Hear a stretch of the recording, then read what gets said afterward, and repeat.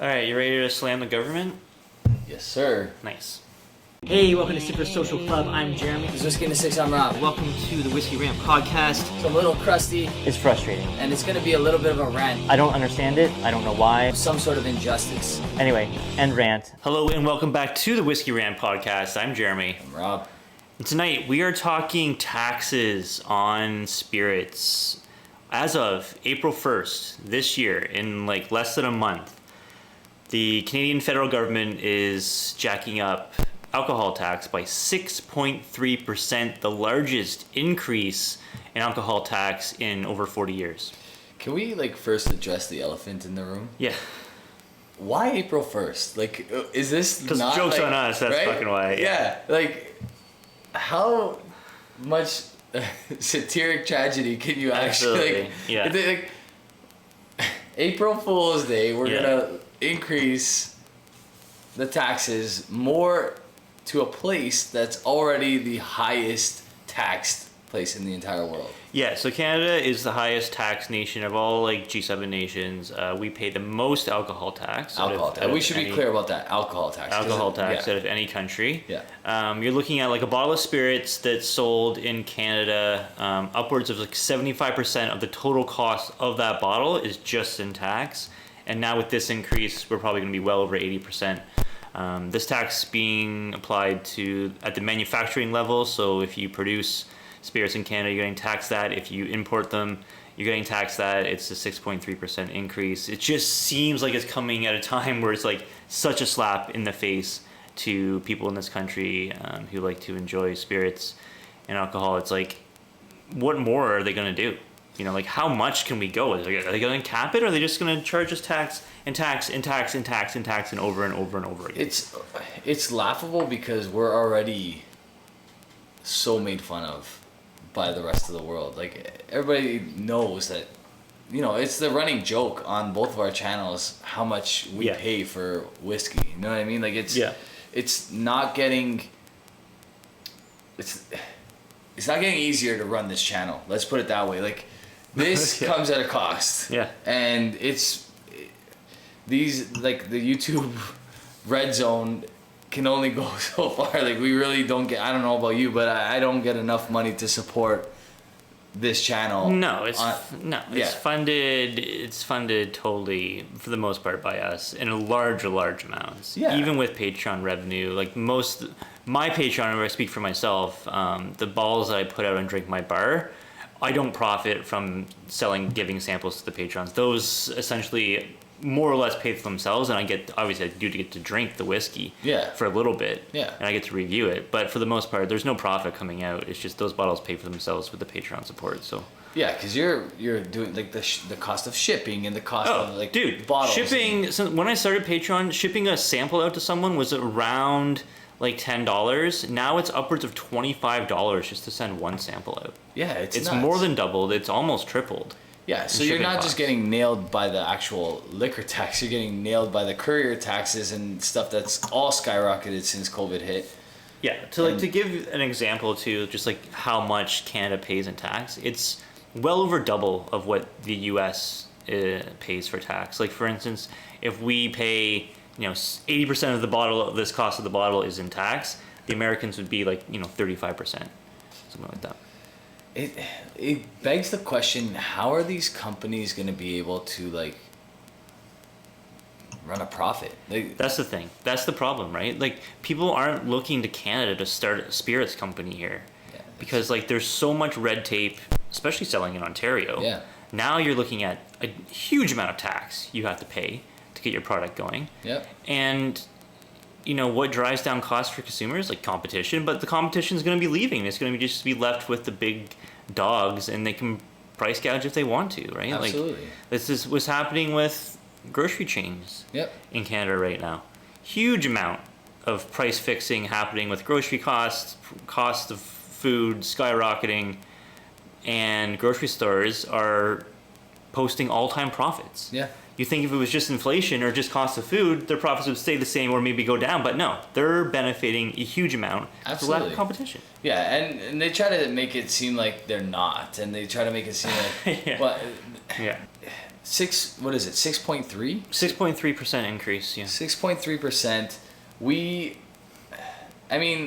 I can't wait to see what the LCBO does with this, because the LCBO is going to take that 6.3% and multiply it by like some absurd number, Yeah. because they got to make extra profit on this. This is another way for them to make more money. Yeah. That's the way I view it. Like I have no respect for that company. So as soon as something like this happens, I automatically assume they're going to multiply this by 3. Yeah. And like the federal government is like selling this as, it's the cost of inflation. It's, maybe they're citing that new Health Canada report saying that the recommended alcohol intake per week is 2 drinks when it used to be 10 to 15. Yeah. Like a year ago, and now it's 2. 2 drinks a week? Well, that's just not feasible, not in this country. Well, come on, man. 2 drinks a week, what's that going to do for you? I mean, that doesn't even get you through a day. Yeah, so 2 drinks is the equivalent of what? 3 ounces, right? Sure. Because it's one and a half ounces is a serving. Yeah. When it comes to like spirits. Yeah. Right. So, yeah. I mean, what was the agenda behind that? Here's my conspiracy theory. Okay. Is that Canada spent upwards of $45 billion during the COVID lockdowns to pay people not to go to work, to pay businesses to stay closed, Yep. and they want that mistake back. Yeah. I think they want some of that mistake back, because that, arguably, some people will say that it really had no effect, closing Yeah. restaurants and gyms and stuff like that. It really had no effect. Sure. And you gave people all this money not to work and to stay closed for a long period of time. Yeah. And then when you decided, well, this is too much, nothing had really changed as far as like the spread of COVID. It was arguably worse. So you really did nothing. It had no effect. I mean, think of what a $45 billion injection in cash could have done to our healthcare system. Oh yeah. Yeah, there was, not to get into like too much. We don't want to get politics into here. like we don't want to dive deep into like COVID or politics, because the COVID conspiracy. we're no experts at all in any of those things. Yeah, Like, we don't know exactly. anything. We really don't know anything. No, and I honestly don't want to know. I don't care. It is what it is. I worry about the things I have control over, and complain about the things that I don't have control over, like these taxes. But at least it's a tangible thing, and I can speak to it and my experience around it. And simply what it's made me do is, for the last few years, I've been stocking up on things that I know I really want to drink. Yeah. And as of April 1st, it's going to be really hard for me to buy a bottle. It's going to be like, that's what's going to change, is I'm just going to buy a lot less. I mean, we've just seen prices of alcohol go, in Ontario, speaking like specifically, just see them go up and up and up and up and up and up and up, right? Like a bottle that we paid, let's say $100 for 5 years ago is now $175, right? Yeah. It's like, it's crazy. Yeah. The prices, the increases that they've just somehow done. Yeah. And now it's like, okay, it's 6.3% more.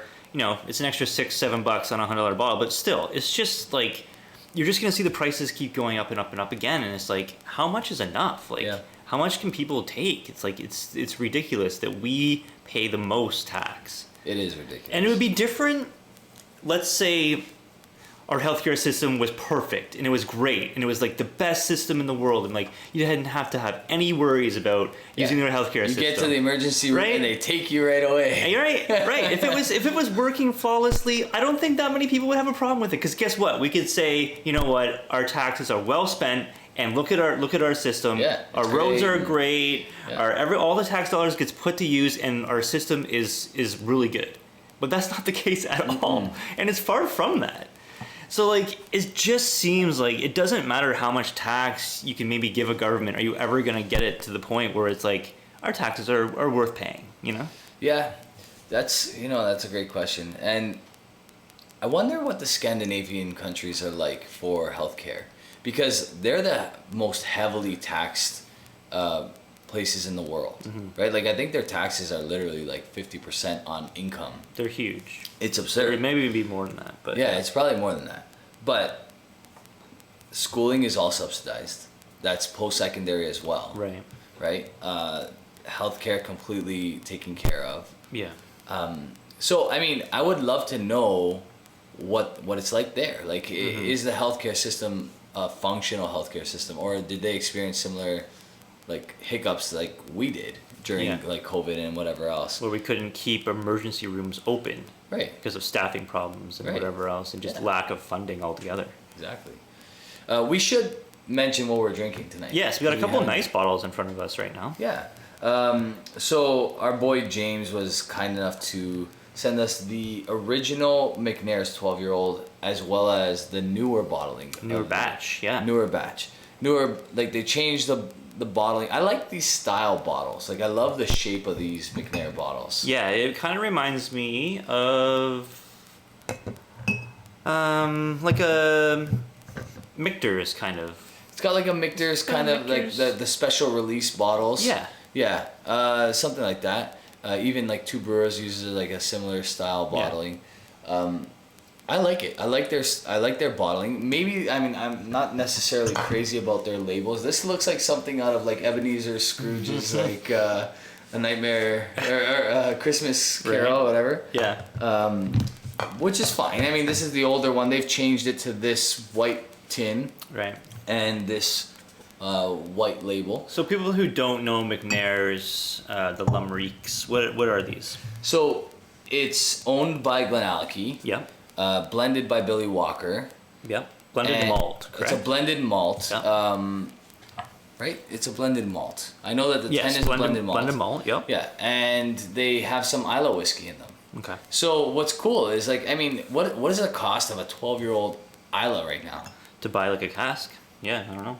Well, I mean, even just in general, like you go buy a bottle of a 12-year-old Islay single malt. What's that? Well, if you're 46%. looking at 46, yeah, like well over $100. Yeah, like KWM just released that they have a Ardbeg. Did you see this? No. They have an Ardbeg 8-year-old single cask. Okay. Guess how much? Is it cask strength? It's a single cask, so it's cask strength. Yeah. Yeah. I don't know. It'd be over 200 probably. $950. What? Yeah. No way. I swear. It's an 8-year-old. No, it can't be. Yeah, no. 900. I'm not exaggerating. I wish it was a typo. I'm gonna show it to you right now just to show you.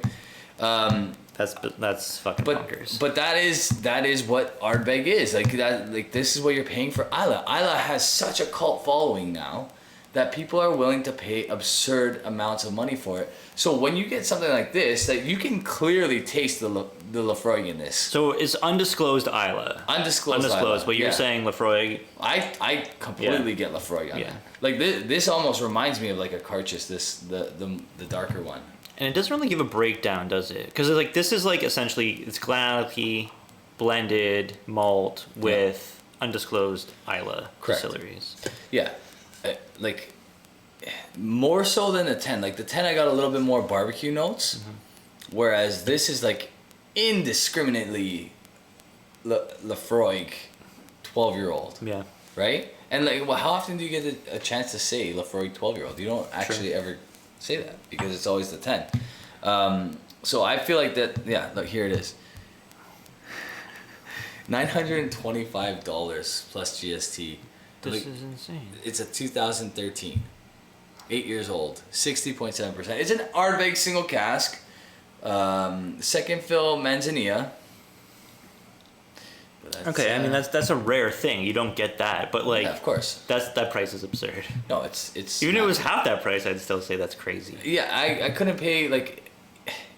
I'm like in my head, okay, if this is over $250, I'm not even looking at it. Yeah. I was thinking it was gonna be $300. Yeah. And cause like my guess was like over 200, right? Yeah. Like that's crazy. And I know KWM is not jacking up the price on this. Right. I know Andrew's not the type of guy to do that, so they had to pay either. I'm not sure if it's their single cask or they just received a couple cases of a single cask. I see. Right. But that's gonna sit, I think, for a long time. Like I don't know, are there people that crazy to like open that cupboard to your left? The other side. Yeah, you're gonna have to like scoot a little bit. There's an 8-year-old in there that I still haven't opened yet. It's the first bottle there. But this was like 80 something bucks. This was like $90. This is the $90. This is the Ardbeg Committee release 8-year-old. Right. 50%. We can open that now if you want. But that was like $90. Yeah.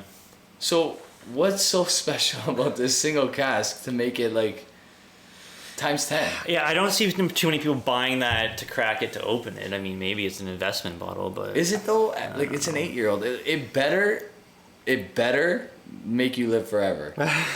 like it better you taste it and like it better make you either like never need the touch of a woman again, or like I don't know. I don't get it. I really don't. I don't understand. Oh my, yeah, that's fucking crazy. These Macnairs are nice. They are really nice. This one's more fruity. Do we know the difference between these two releases? Obviously, one's a little darker. Maybe you can expect maybe some more sherry casks, perhaps. And this is the newer one, correct? The newer one's the darker. The newer one is the darker one. The newer one's the darker one.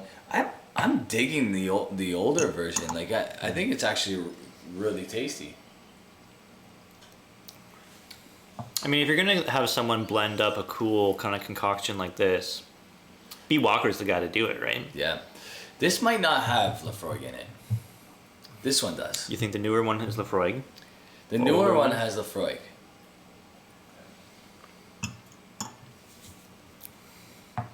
I mean, it's not hard to guess distilleries from Islay that are still selling casks. It's almost always like Colila or Lafroig. Yep. This could have Kalila in it. Yeah. The first one could definitely have Kalila in it because it's a little bit of a lighter peat. Yeah. This is more like of a charcoal forward, like danky kind of peat, right? A place for both of these. This is more fruity. This is more like dark, heavy, in your face. Have you ever had a Bowmore independent bottling? Yeah, we had that the Adelphi that our boy Jasper let us try. Oh, that was really good. That was good. Okay, because I was trying to think about that. Have I tried a Bowmore IB? Because I recently reviewed Bowmore 15, Yeah. which was trash. Yeah. It was garbage. A lot better. You ended up liking it more than you thought you would. Yes, but when I first cracked it, I was like, "This is the worst whiskey I've ever had," and then it took a month to open up in the bottle, Yeah. and it actually became okay, but still just like really off-putting oak notes on that thing, just terrible casks. Yeah. But everyone's like, "You got to drink IB Bowmores." I'm like, "Have I had an IB Bowmore before?" I think that's the only one we tried. Yeah, I think you don't see them that often, but people seem to see them in other markets, maybe. I think it's more common in other markets. Yeah. Bowmore, you know how I feel about Bowmore. I think Bowmore can be excellent. It's just it's almost like it chooses not to because it would rather just cater to a wider market, Yeah, right? yeah. So, what's next for other countries? Do you think other countries follow suit as far as this like 6.3% Pumping up tax? Yeah. Because alcohol is the easiest thing to tax. Because people don't seem to fault you for it like that you they would fault other goods like gas or something It's not like a that, need. right? It's not a necessity. It's right. And you can make an It's a argument luxury that item. absolutely no one needs to drink alcohol. Right. Right? Like other things like gas, like yeah, you need gas, you need food, you need whatever else. Yep. Right? So it's so easy for a government to tax it without catching a lot of flack. Yeah. You know? And they can hide behind things like this Health Canada stupid report saying that the recommended drinking is 2 drinks per week. So here's the thing. You think they're dropping the amount of what they are telling us that is okay to drink, and it might have something to do. I wonder if it has something to do with Andrew Huberman's podcast, because he recently, like about 3 months ago or 4 months ago, he did a podcast on the effects of alcohol on the body. Yeah. And literally, like, does not mention one positive quality of it. No. Like, it's complete trash for you. Absolutely. Like, it's all, I mean, Yeah. it's poison. You're essentially... we're not going to try to like say that it's good to drink alcohol. No. You're definitely better if you don't. Yeah.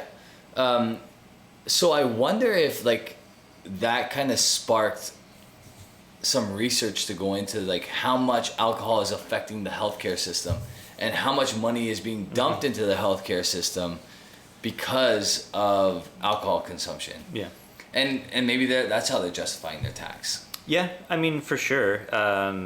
It's just, who knows what kind of study. Like, the thing about studies is, like, it's really hard to pinpoint just alcohol consumption as effective of health without any other factors like diet, exercise, genetics, whatever. Yeah. Right? Because, like, if you look at other countries around the world that consume more alcohol than we do per capita on average, some of those countries have longer life expectancies than us. Yeah. And why is that? Well, probably it's better diet, right? Better diet. North Americans have the worst diets in the world by far. We also have probably the worst, like, work / like family lifestyle. Like, we're work heavy in North America. Overworked compared to other places in the world. Absolutely. Like, I use like Italy for example. You know, they have some of the highest life expectancies. Right, and there's parts of Italy that are like considered blue zone because like the lifestyle, they take the afternoon off pretty much. Yeah. You know what I mean? They go back to work for a couple hours in the evening, like, sure. You know, after they've taken a long 3-4 hour break. Yeah, and drinking culture there, I don't know the numbers on it, but I would hazard a guess that they drink just as much as we do, if not more. Yeah, I mean, I'd be very surprised. Like, Italians are known for making their own wine. They're known for making their own grappa. I mean, in Sardinia, which is considered a blue zone, I'd be very surprised if like these people that are living over 100 years are not consuming at least one glass of wine a day. Sure. Right? So that's seven. Yeah, like, triple the recommended amount that Canada is saying. More than triple, right? So, yeah. I mean, listen. If you're drinking in moderation, I think you're going to be okay. Yeah. If, you know, it's a problem for some people, and that's unfortunate. But I think that health is an overall thing. It's not just one thing, right? It's absolutely. Like, you need to do a bunch of things to ensure your health. It's not just, oh, you know, I don't drink alcohol, so therefore I'm going to be healthy. It's like, well, you need to look at your diet, you need to look at your exercise, you need to look at your mental health, you need to look at everything. Absolutely. Right? It's a balance of all those things together. Yeah. And alcohol can definitely be a part of a healthy lifestyle. Without a doubt, it can be. What's more healthy, 4 beers or 2 liters of Coca-Cola? Do the math. Yeah, I think... so I posed this question to a friend recently. I said, are we going to see an uptick in heart attacks due to, like, clotting and that sort of thing now that people are reducing their alcohol consumption to, like, meet the standard of... So my argument toward that is alcohol is known as a blood thinner, right? If people are prone to having, you know, higher cholesterol or whatever the things that contribute to having plaque in your arteries and whatever else. Yeah. By drastically reducing your alcohol consumption, will that affect your heart? Right. Like, or maybe you were drinking so moderately that it was just like the right amount to, like, ensure that you have a long life. You know what I mean? Because you were prone to maybe heart attacks. Yeah. You know, so I wonder if there's going to be a little bit of an uptick there. Mm-hmm. Yeah. I mean, I don't know. It seems like the culture of alcohol is taking a turn as far as how it's perceived anyway. Mm-hmm. Obviously, it not for a happened lot with of people, cigarettes in what, like, early 2000s? Yeah. Right? So basically, cigarettes went from, and I guess it can happen with alcohol, but cigarettes went from, yeah, smoke, it's good for you, it's great. Cigarettes whatever. went from, like, doctor recommended. Doctor recommended. Like, to, let's smoke on an airplane. That's cool. Yeah. To absolutely, you can't find smoke anywhere inside and all in this whole entire province. One cigarette will kill you. Yeah. Right? So, I mean, I think we're headed there with alcohol. The thing about cigarettes, though, is, like, yeah, I mean, they have been proven to be horrible for you. And it's not necessarily the tobacco that's killing you. No. Right? I think that's the biggest thing here, is that for the most part, alcohol, especially if you're, like, drinking whiskey, you're not drinking, like, I don't know, a girls' night out or whatever. Right. It's a natural product. Sure, it's right? not It's loaded not with like loaded with sugar and preservative. Yeah, exactly. Right. And cigarettes are loaded with a bunch of toxic tar and stuff. It's nicotine and all kinds of other crap. That's sure. I mean, they literally put poison in cigarettes to make them more addictive. Smooth poison. Yeah. So. Yeah. There's that. Yeah, I mean, I think that you're right. It's got to be, alcohol consumption needs to be in moderation, of course. And if your other elements of your lifestyle are healthy with diet and exercise, I don't see any issue with consuming more than the recommended 2 drinks a week. Yeah, I've basically set my goal to consume around like between 3 to 6 ounces a week. And 6 ounces is like the week that like you and I are doing 2 rants in 1 week or something like that. You know what I mean? But I build in a lot of dry days in order to meet that goal. You know what I mean? Because on the days that I'm gonna have a dram, and okay, so what's your opinion on this? I have a theory that like you can tell how experienced a whiskey drinker is by how much they pour in a glass. So now obviously there's always the exception to the rule, so please don't take offense to this if you tend to pour like 3 fingers in your glass. Right. But I find that when someone wants to try something like, or when whiskey drinkers are together, they do all baby pours. Yeah. Like experienced whiskey drinkers want to do baby pours so that they can try multiple things. Sure. And you can always pour more. Right, exactly. Yeah. Right? So, it's easy to keep the ounces lower, the servings lower when you're doing, half pours. Anyway, we digress. Talked a little too much about health for a whiskey podcast. And we don't know anything about health. Yeah. Yeah. I mean, you're going to hockey after, or hockey? Soccer tonight. Soccer after this. Soccer, yeah. I do kickboxing to stay healthy. So we do our best. But we're not judging. We're no doctors. Which one do you like better? They're both really good. Honestly, I was thinking about if I was scoring them, I'd probably score them the same. They're so different. Like I find one is like fruit forward, one is more ashy, like Isla forward. This is definitely like heavy on the Lefroy cask, right? This might be a little bit more Glenallachie cask, maybe some Lefroy, but probably not much, and probably some Kalila. Yeah, I would take the lighter one. You would take the lighter one? I would take this one. I would take this Interesting. one. Yeah. So, $70 to like $80, depending on where you're buying. Yeah. Some places had it for a bit more, but you can still get it for around $70 Canadian, which I think is an absolute steal. Right? Yeah, that's a good price. I mean, we have to pay tax and shipping on that, but for the value, 12 years old, 46%, blended malt. Yeah. Very, very good. Very, very good. Yep. What are you scoring these? I'm gonna go 87 on the lighter one, the old batch, and 86 on the newer one. So pretty close. Okay. Within a point for sure. Yeah, I think I'm right there with you. I'll probably, because I think there's a time and a place for both of these. They're so different that I would probably just give them both an 87. But I think I'm right there with you. I might give the edge to the lighter one. Yeah, because it's less you have to be in the mood for that ashy kind of. I agree. Right. But they're both really good. Really good. And great price. Yeah. Yeah. Soon to be a little bit more. Soon to be 6.3% more, which is unfortunate. I feel bad for small distilleries. I feel bad for the young consumers. Obviously, gonna have to pay the tab on this, but like restaurants are gonna it's gonna be more expensive to eat out. What's a bottle that you're recommending people stock up on before this happens? Like, get a case of it because you're never gonna get it at that price again. Yeah, honestly, I think maybe like my whiskey of the year, the Compass Box Orchard House, because it's a good one. Someone just messaged me and they're like, "This is $105 US," in my area. I'm like, Wow. 105 US. So it's Like, already it's a going up. $55, $60 bottle. Canadian. Canadian. Yeah.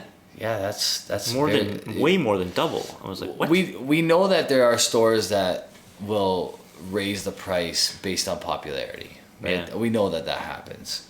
So I mean, there's that. But yeah, that's unfortunate. But yeah, I think it's like anything that you enjoy, that has longevity that you think you'll like for a long time. I mean, we stocked up. Me personally, I bought some Glenallachie 12s. I bought some Aaron 10s. Yep. Me too. Stuff like that. yeah. Stuff that's like it's good value. It's drinkable at any occasion, and it's good to have on hand. One maybe surprise for many that I reviewed recently. It's behind you. It's the Loch Lomond 12-year-old. Okay. 46%, $65 at the LCBO. Wow. Where are you getting a 12-year-old 46% at the LCBO? That's got to be the cheapest single malt For 12 years old. that has an age statement on it. Maybe. Yeah. Right? I think so. Yeah.